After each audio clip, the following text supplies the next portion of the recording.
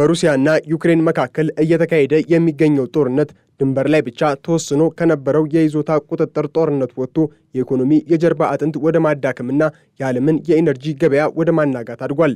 በተለይም ትላንት እሁድ በሩሲያ ግዙፍ የነዳጅ ኤክስፖርት ማዕከል በሆነው የአውስትሉጋ ወደብ ላይ የተፈጸመው ተደጋጋሚ የድሮን ጥቃት የዩክሬን የጦርነት ስትራቴጂ ምን ያህል እንደተቀየረና የሩሲያን የነዳጅ ኢንዱስትሪ ምን ያህል ለአደጋ እንዳጋለጠው ግልጽ ማሳያ ሆኗል። ይህ ጥቃት በባልቲክ ባህር አካባቢ የሚገኘውንና በሩሲያ የነዳጅ መስመር ሞኖፖል ትራንስኔፍት የሚተዳደረውን ግዙፍ ተቋም ኢላማ ያደረገ ሲሆን በወቅቱ በዓለም አቀፍ ደረጃ እየታየ ካለው የነዳጅ ዋጋ ንረትና ከአሜሪካና ኢራን ጦርነት ጋር ተዳምሮ ትልቅ ጂኦፖለቲካዊ ስጋት መፍጠሩን ሮይተርስ ዘግቧል። የአውስትሉጋ ወደብ ለሩሲያ ኢኮኖሚ ያለው ፋይዳ በቀላሉ የሚታይ አይደለም። ወደቡ በቀን ወደ 700,000 በርሜል ድፍድፍ ነዳጅ ወደ ውጭ የምትልክበትና በ2025 ብቻ ከ32.9 ሚሊዮን ሜትሪክ ቶን በላይ የነዳጅ ውጤቶችን ያስተናገደ ግዙፍ ተቋም ነው።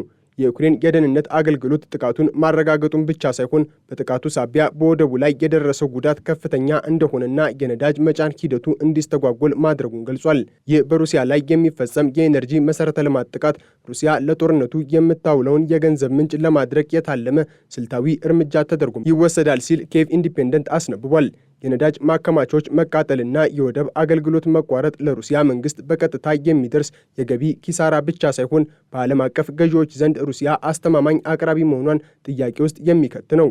ዩክሬን በባልቲክ ባህር በሚገኙ የሩሲያ የነዳጅ ኤክስፖርት ወደቦችና ማከማቻዎች ላይ ተከታታይ የድሮን ጥቃቶችን መሰንዘሯን ተከትሎ ሞስኮ በዩክሬን ዋነኛ የጋዝ ማምረቻ ማዕከል በሆነው በፖልታቫ ክልል ላይ ያነጣጠረ ከባድ የአየር ጥቃት በመሰንዘር አጸፋውን መልሳለች። ይህ በፖልታቫ ላይ የተፈጸመው ጥቃት በአጋጣሚ የተመረጠ ሳይሆን የዩክሬንን የኤነርጂ ሉዓላዊነት ለመምታትና የሀገሪቱን የኢኮኖሚ የጀርባ አጥንት ለማዳከም የታለመ ስትራቴጂካዊ እርምጃ እንደሆነ ይገመታል። ፖልታቫ ለዩክሬን የሀገር ውስጥ የጋዝ ፍላጎት ዋነኛ ምንጭ ሲሆን ይህንን መሰረተ ልማት ማውደም ማለት ኪየቭ ከውጭ ሀገራት በተለይም ከአውሮፓ ህብረት አጋሮቿ የምታስገባውን የጋዝ መጠን እንድትጨምርና ለከፍተኛ የውጭ ምንዛሬ ጫና እንድትጋለጥ ማድረግ ነው።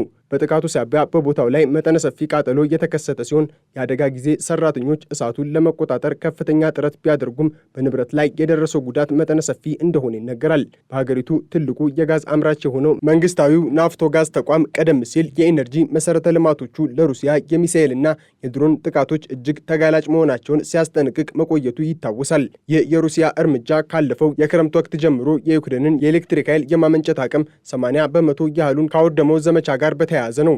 ፕሬዝዳንት ቭላዲሚር ፑቲን ዩክሬናውያንን በብርድና በጨለማ በማንበርከክ ለድርድር ለማስገደድ የያዙት ስትራቴጂ አሁን ደግሞ ትኩረቱን ወደ ጋዝ ማምረቻ ተቋማት ማዞሩን ያሳያል።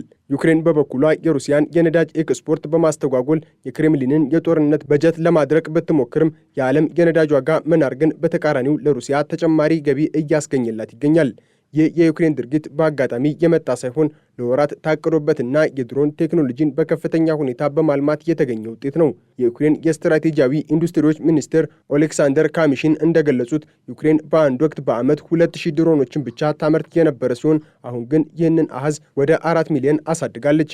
የግዙፍ የምርት ጭማሪ ዩክሬን በአነስተኛ ወጪ ከፍተኛ ጉዳት ማድረስ የምትችልበትን አቅም እንድታገኝ አስችሏታል። ሩሲያ እጅግ ውድ የሆኑና በቢሊዮን የሚቆጠር ዶላር የወጣባቸውን የጸረ አውሮፕላን መከላከያዎችን ስትጠቀም፣ ዩክሬን ግን በጥቂት ሺህ ዶላሮች የሚመረቱ ድሮኖችን በመጠቀም በሚሊዮኖች የሚቆጠሩ ዶላር የሚያስወጡ የነዳጅ ማከማቻዎችንና መርከቦችን ታወድማለች። ይህ አይነቱ ሚዛናዊ ያልሆነ የውጊያ ስልት ሩሲያን ለከፍተኛ የኢኮኖሚና የወታደራዊ ኪሳራ ዳርጓታል። ካሚሽን እንደገለጹት በአሁኑ ወቅት አንድን የሩሲያ ወታደር ወይንም ቁልፍ ኢላማ ለማጥፋት የሚወጣው ወጪ ከ$1000 በታች ዝቅ ብሏል። ይህም ለዩክሬን የጦርነቱን ዕድሜ የማራዘም አቅም እንደሚሰጣት ቢቢሲ ዘግቧል። ጥቃቱ የተፈጸመበት ወቅት ደግሞ የዓለምን የነዳጅ ገበያ ይበልጥ ውስብስብ አድርጎታል። አሜሪካ ከኢራን ጋር ወደ ቀጥተኛ ጦርነት በገባችበት በዚህ ወቅት የዓለም የነዳጅ ዋጋ በአቅርቦት ስጋት ምክንያት ከአንድ በርሜል $100 በላይ ተሻግሯል። ሩሲያ የዓለም ሁለተኛዋ ግዙፍ ነዳጅ ላኪ እንደመሆኗ መጠን የኤክስፖርት ማዕከሎቿ መመታታቸው በዓለም አቀፍ ደረጃ የአቅርቦት እጥረትን አባብሶታል። ይህ ሁኔታ ለዩክሬን ስትራቴጂያዊ ድል ነው ተብሎ ሊወሰድ ይችላል። በአንድ በኩል የሩሲያን ገቢ ሲቀንስባት፣ በሌላ በኩል ደግሞ የዓለም አቀፉን ማህበረሰብ ለሩሲያና ዩክሬን ጦርነት የሚሰጠው ትኩረት እንዳይቀንስ አድርጎታል። የነዳጅ ዋጋ መጨመር ለሩሲያ ተጨማሪ ገቢ ሊያስገኝላት ቢችልም ወደቦቿ መውደማቸውና ነዳጅ መላክ አለመቻሏ ግን ይህንን ዕድል እንዳትጠቀምበት አግዷታል። በአውስትሉጋና በሌሎች የባልቲክ ወደቦች ላይ የተፈጸሙት ጥቃቶች የድሮን ቴክኖሎጂ የጦርነትን ታሪክ እንዴት እንደቀየረ ትልቅ ትምህርት ሰጥቷል። ዩክሬን ሲቤቢ የተባሉ የባህር ውስጥ ድሮኖችን በማልማት የሩሲያን የባህር ኃይል ለማዳከም እየሰራች ነው። በአንድ የባህር ላይ ድሮን ብቻ እስከ 2000 ኪሎ ግራም የሚመዝን ፈንጂ በመጫን ግዙፍና ውድ የሆኑ የጦር መርከቦች ላይ ጉዳት ማድረስ ተችሏል። ይህ ቴክኖሎጂ ዩክሬን የራሷ ግዙፍ የጦር መርከቦች ሳይኖሯት የሩሲያን የባህር የበላይነት እንድትገዳደርና ወደቦቿን ከጥቃት እንድትከላከል አስችሏታል። የዩክሬን ወታደራዊ አመራሮች እንደሚያምኑት በአሁኑ ወቅት አንድ ግዙፍ የጦር መርከብ ከመገንባት ይልቅ 10 አነስተኛ ፈጣንና ርካሽ የባህር ላይ ድሮኖችን መያዝ ለጦርነቱ ይበልጥ ውጤታማ መሆኑን አሶሺየትድ ፕሬስ አስነብቧል። የዩክሬን ጥቃት ዓላማ ከወታደራዊና ኢኮኖሚያዊ ግብ ባሻገር ስነ ልቦናዊ ጫና መፍጠር ጭምር ነው። የሩሲያ ባለሥልጣናት እሳቱን ተቆጣጥረናል ቢሉም በነዳጅ ማከማቻዎችና በመኖሪያ አካባቢዎች ላይ የሚደርሰው ጉዳት በሩሲያ ሕዝብ ዘንድ ከፍተኛ ስጋት እየፈጠረ ነው። በተጨማሪም ዩክሬን በነዳጅ ማጣሪያዎች ላይ የምታደርሰው ጥቃት በሩሲያ ውስጥ የነዳጅ እጥረትና የዋጋ ንረት እንዲፈጠር በማድረግ የውስጥ አመፅ እንዲቀሰቀስ አሊያም መንግስት ለጦርነቱ የሚሰጠውን ትኩረትና በጀት እንዲቀንስ ለማስገደድ ያለመ ነው። የነዳጅ ማጣሪያዎች ሲመቱ ሩሲያ ለራሷ ጦር የሚያስፈልጋትን ነዳጅ እንኳን ከሀገር ውስጥ ማቅረብ የምትቸገርበት ሁኔታ ሊፈጠር እንደሚችል ሮይተርስ ዘግቧል። ከወቅታዊ ዓለም አቀፍ የነዳጅ ቀውስ አንጻር ሲታይ የዩክሬን እርምጃ በዓለም ሀያላን መንግስታት መካከል ያለውን ግንኙነት እየፈተነው ነው። ምዕራባውያን ሀገራት በሩሲያ የነዳጅ ተቋማት ላይ ጥቃት ስትፈጽም የነዳጅ ዋጋ እንዳይጨምርና የዓለም ኢኮኖሚ እንዳይናጋ ስጋት ቢኖራቸውም ዩክሬን ግን የህልውና ጉዳይ ስለሆነባት ጥቃቷን አጠናክራ ቀጥላለች። ይህ ደግሞ በምዕራባውያንና በዩክሬን መካከል የተወሰነ የፖሊሲ ልዩነት ሊፈጥር ቢችልም የሩሲያን ወታደራዊ አቅም ማዳከም ለሁሉም የጋራ ግብ በመሆኑ ድጋፉ ቀጥሏል። የነዳጅ ዋጋ መናር በተለይም በማደግ ላይ ያሉና የነዳጅ ፈላጊ የሆኑ አገራትን ኢኮኖሚ ክፉኛ እየጎዳው ቢሆንም የጦርነቱ አቅጣጫ ግን ወደ ኋላ የሚመለስ አይመስልም። እንዲያውም ዩክሬን አዳዲስና ይበልጥ ርቀት መጓዝ የሚችሉ ድሮኖችን በማምረት የሩሲያን ጥልቅ የውስጥ ግዛቶች ኢላማ ማድረጓን ገፍታበታለች። የጦርነቱ ቀጣይ አቅጣጫ ሲታይ ድሮኖች የሰው ኃይልን የመተካት አዝማሚያ እየጨመረ መጥቷል። ዩክሬን ያዘጋጀቻቸው በርቀት መቆጣጠሪያ የሚሰሩና በላያቸው ላይ የከባድ መሳሪያ ጥይት የተገጠመላቸው መሬት ላይ የሚንቀሳቀሱ ድሮኖች ለ45 ቀናት ያህል ያለምንም ሰው እርዳታ የሩሲያን ጥቃት መመከታቸው ተዘግቧል።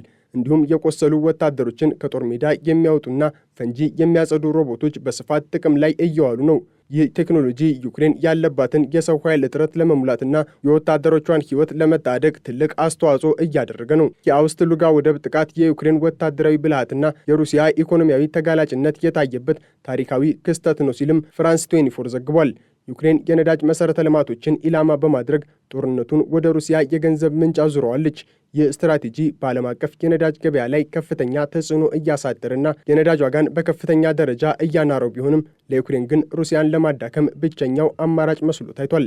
የዘመናዊው ጦርነት መልክ በድሮኖች በሰው ሰራሽ አስተውሎትና በፈጣን የቴክኖሎጂ ፈጠራ እየተቀየረ ባለበት በዚህ ወቅት ሩሲያ የነዳጅ ተቋማቶቿን ከሰማይ ከሚዘንብ የድሮን ጥቃት መከላከል ካልቻለች የጦርነቱን ዋጋ ከሰው ሕይወት አልፎ አገራዊ ክስረት ሊሆንባት ይችላል። የሩሲያ ግዙፍ የነዳጅ ማጠራቀሚያ ጉዳት ሲደርስበት የዓለም ኢኮኖሚ የጦርነቱን መራራ ውጤት አብሮ እየቀመሰ ይገኛል።